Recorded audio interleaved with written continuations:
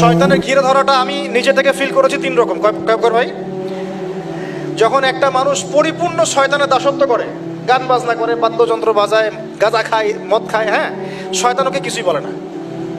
বিশ্বাস করেন, শয়তানকে কিচ্ছু বলে না। ওকে শয়তান খুব একটা, ওকে নিয়ে শয়তানের পেরেশানি নাই খুব একটা। এবার এই ধরনের ব্যক্তিরা যখন তওবা করে ইসলামের দিকে আসতে শুরু করে, এসে নামাজি হয়, রোজা রাখে, দান সদকা করে, দিনের এলেম অর্জনের চেষ্টা করে, শয়তানের সমস্ত শক্তি দিয়ে এর উপর আক্রমণ করা শুরু করে। আবার এই ব্যক্তি যদি মেহনত করতে করতে করতে করতে আরো বড় মাকামে পৌঁছে যায়, তখন এই ব্যক্তিকে দেখে শয়তান দূরে পালিয়ে যাবেন। ঠিক এই ব্যক্তির মাকাম হচ্ছে উমর রাদিয়াল্লাহু আনহুর মাকাম। তাকে দেখে শয়তান পালাতো কেন? কারণ তিনি এই মুজাহাদা করতে করতে করতে করতে ইমানের এমন বুলন্দ স্তর অর্জন করেছেন যে ওকে দেখলে শয়তান পালিয়ে যাবে। তা আমাদের টার্গেট এখন ওইখানে যাওয়া, আল্লাহ পাক তৌফিক দান করুন। তাহলে এই যে প্রাথমিক ফ্যান্টাসি বাদ দিয়ে আপাতত আমাদের কাজ হচ্ছে 5 ওয়াক্ত নামাজ পড়া। কেন পড়বো প্রশ্ন করার দরকার আছে? উত্তর হচ্ছে আল্লাহ বলেছেন তাই, ব্যাস। 2 নম্বর কাজ হচ্ছে দ্বীনি ইলম অর্জন করা। দ্বীনি ইলম অর্জনের কোনো বিকল্প নাই। আর ইলম অর্জন এই 2 মাস 3 মাস 1 বছর এগুলো করলে হবে না ভাই। এই মাঝখান থেকে একটা বই টান দিচ্ছেন, ওই একটা বই টান দিচ্ছেন, অমুক রাইটারের একটা বই পড়লাম, অমুক তমুক একটা পড়লাম, এভাবে হবে না। 98% যুবক এভাবে পড়াশোনা করে আমাদের জেনারেল শিক্ষিত। 98% যুবক এভাবে পড়াশোনা করে, জেনারেল শিক্ষিত। এই পড়াশোনা দিয়ে আপনি হয়তো কিছুটা জ্ঞান পাবেন, ভাষা জ্ঞান পাবেন, কিন্তু গভীরতা ঢুকতে পারবেন না। আর ইব্রাহিম আলাইহিস সালামকে বলা মাত্রই কোনো বিজ্ঞান নাই, কোনো যুক্তি নাই, কোনো দর্শন, কিছুই নাই। তিনি বললেন সামি'না ওয়া আতা'না, শুনলাম মানলাম। আল্লাহ পাক বলেছেন বাস, ইয ক্বালা লাহু রাব্বুহু আসলিম। আল্লাহ পাক বলেছেন, যখনই আল্লাহ পাক তাকে আত্মসমর্পণ করতে বলেছেন, তিনি বলেছেন আসলামতু লিরাব্বিল আলামিন, আমি জগৎ সমূহের রবের কাছে আত্মসমর্পণ করব। সন্তানকে রেখে আসো ওই যে জনমানব শূন্য জায়গায়, কাবা ঘরের ওখানে। কোনো মানুষ আছে? কোনো প্রাণী আছে? পানিও নাই, খাবারও নাই, কিছুই নাই। কোনো পাগল ওই কাজ করতো নাকি যুক্তি বিজ্ঞান দর্শন দিয়ে? বলেন, আপনার কি লজিকে ধরে এটা? আমি পারবো আমার সন্তানটাকে রেখে আসতে, আমার স্ত্রীকে রেখে আসতে? ইব্রাহিম আলাইহিস সালাম করলেন। এই যে যখনই আল্লাহর হুকুম এসেছে তখনই নিজের মাথাটাকে সমর্পণ করা, এটাকে আল্লাহ পাক বলছেন ইসলাম। এটা কি বলছেন? এটাই ইসলাম। এখানে আমার যুক্তির দরকার নাই, বিজ্ঞানের দরকার নাই। থাকতে পারে বৈজ্ঞানিক ব্যাখ্যা, আমার না জানলেও চলবে। থাকতে পারে যুক্তি, না জানলেও চলবে। থাকতে পারে কোনো দর্শন, না জানলেও চলবে। আল্লাহর হুকুম, এটাই বড় কথা, ব্যাস। এর নাম হলো ইসলাম। এখন বলেন, এই ইসলামের আওতায় কত % মুসলিম আছে বাংলাদেশে?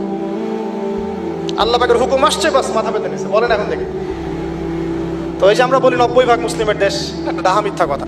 যেমন ইব্রাহিম আলাইহিস সালাম জীবনের পদে পদে এভাবে আত্মসমর্পণ করেছেন, ঠিক তেমনি মুহাম্মদ সাল্লাল্লাহু আলাইহি ওয়াসাল্লাম পুরো জীবনভর যখনই আল্লাহর যে হুকুম এসেছে মাথা পেতে নিয়েছে। মিল আছে না?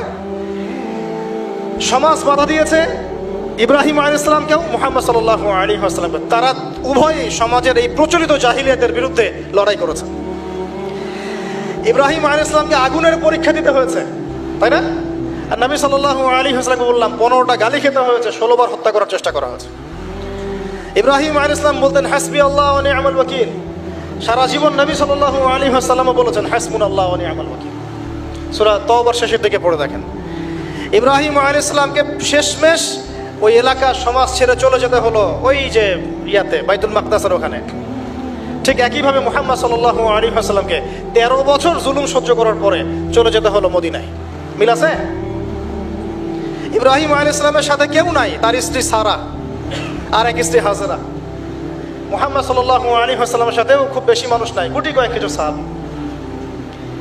ইব্রাহিম আলাইহিস সালামের লেগেসি বহন করেছেন তার সন্তানরা, আর এদিকে নবী সাল্লাল্লাহু আলাইহি ওয়াসাল্লামের লেগেসি বহন করেছেন আবু বকর, ওমর, ওসমান, আলীর মতো মানুষ রাদিয়াল্লাহু আনহু।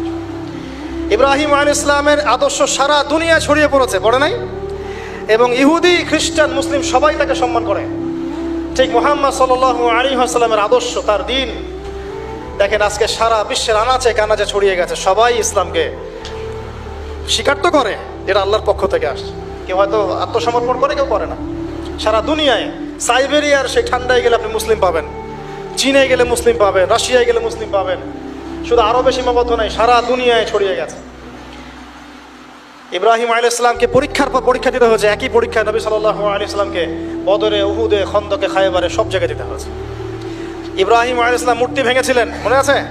ঠিক একই কাজ নবী সাল্লাল্লাহু আলাইহি ওয়াসাল্লাম মক্কা বিজয়ের দিন করেছেন।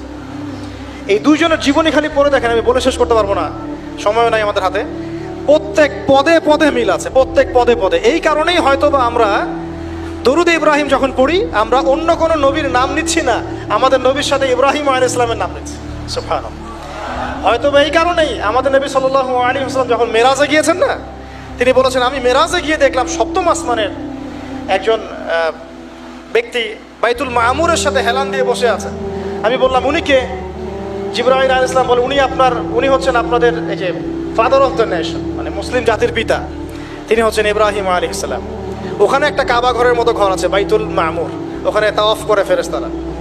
ঠিক আছে? নবী সাল্লাল্লাহু আলাইহি ওয়াসাল্লাম বলেন আমি সেদিন দেখেছি আমার চেহারা আর আমার বাবার চেহারা, মানে ইব্রাহিম আলাইহিস সালামের চেহারা একদম হুবহু মিল আছে।